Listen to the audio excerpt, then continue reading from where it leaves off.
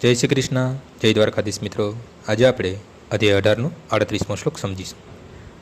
વિષેન્દ્રિય સંયોગાધ તદગ્રે મૃતોપમમ પરિણામે વિસ્મીવ તત્સુખમ રાજસમ સ્મૃતમ.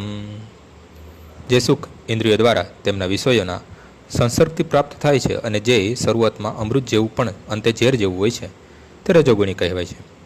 જ્યારે કોઈ યુવક કોઈ યુવતીને મળે છે ત્યારે ઇન્દ્રિયો તેને પ્રેરિત કરે છે અને તે પેલી યુવતીને જુએ છે, તેને સ્પર્શે છે, સાથે એ સુખ માણે છે.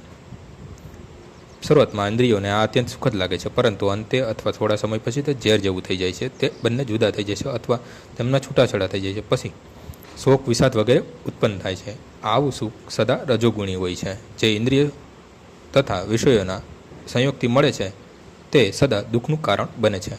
માટે તેનાથી સર્વથા દૂર રહેવું જોઈએ.